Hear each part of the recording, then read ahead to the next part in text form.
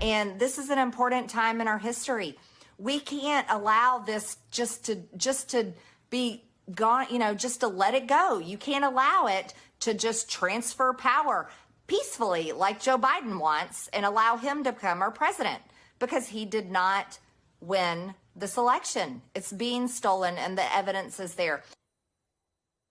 So even before she was sworn in, Marjorie Taylor Greene, as you saw there, was very open about her desire to keep Donald Trump in the White House no matter what. That was the basis of a lawsuit that was filed by the election organization Free Speech for People, which actually argued that she should be disqualified from office because she violated the 14th Amendment by engaging in an insurrection. But when Greene was called to testify about her words and her actions, she suddenly couldn't remember any of them. When did you first become aware that there were going to be large demonstrations in D.C. on the 6th? I don't recall. And who put it on your calendar? I don't know. Somebody on your staff, I take it? I have no idea. I don't know. I do not recall that, no. I don't recall. I don't remember. I don't think so. I don't recall the exact days. I don't think so. I don't recall that at all. I don't know. Did you advocate to President Trump to impose martial law as a way to remain in power? I don't recall. So you're not denying you did it, you just don't remember? I don't remember. Okay. Of course, we now have text messages actually showing Congresswoman Greene trying to bring up martial law with Donald Trump through his chief of staff at the time. But despite that revelation, today, a Georgia judge ruled against the bid to disqualify Greene from running for office. And just a short while ago, Georgia Secretary of State Brad Raffensperger agreed, meaning that Congresswoman Marjorie Taylor Greene will, in fact, remain on the ballot come this November. I'm joined now by one of the leaders of the organization that filed that lawsuit on behalf of Georgia voters, Ben Clements. He's chairman and senior legal advisor for Free Speech for People. Ben, thank you so much for making time for us and joining us. Let me get your reaction to what happened today. And I want to read, my pleasure, I want to read to you and our viewers from some of the judge in his initial decision on your lawsuit. He writes, in part, the evidence in this matter is insufficient to establish that Congresswoman Greene, having previously taken an oath as a member of Congress to support the Constitution of the United States, engaged in insurrection or rebellion against the same, or gave aid or comfort to the enemies thereof under the 14th Amendment to the Constitution. What say you about that line? Well, thank you. Obviously, we are very disappointed and strongly disagree with the judge's conclusion that there was not evidence to establish that she engaged in insurrection.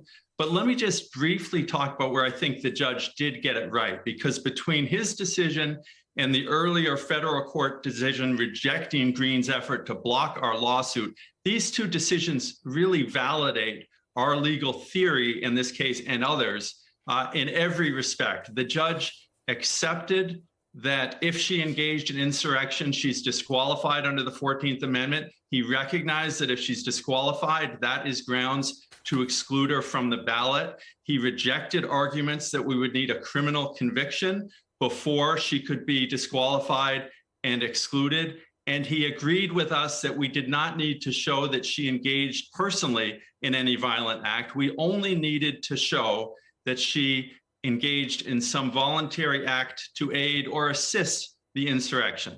So far, so good. But it's on that last point in applying that standard that the judge went astray.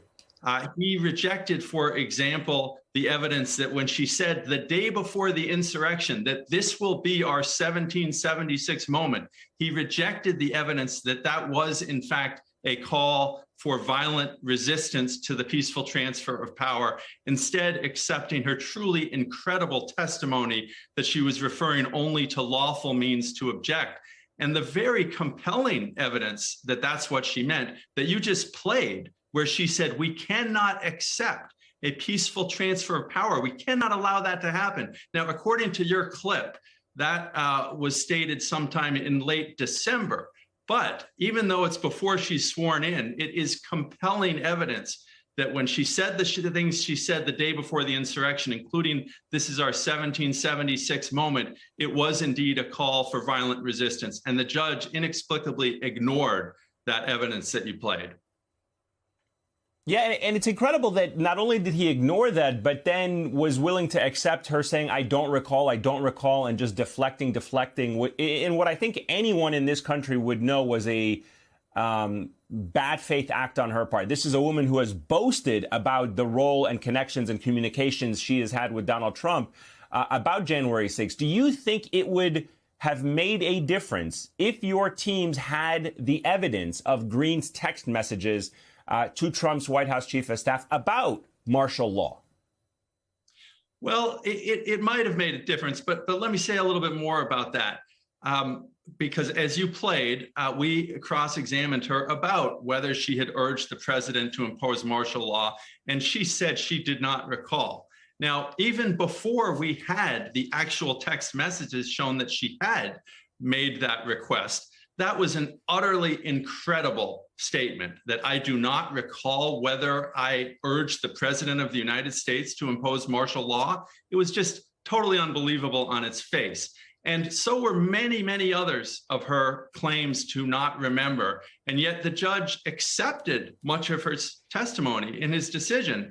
Normally, when a witness refuses to answer questions or evades questions, won't directly respond to key questions, normally a judge or a jury will draw an inference from that if the answers were given truthfully, that they would be incriminating, that they would hurt that person's case. The judge failed to do this here. Now, we did, in fact, obtain the actual text showing that she urged the president to impose martial law, or at least discussed it with Mark Meadows, the day after the trial when it became public.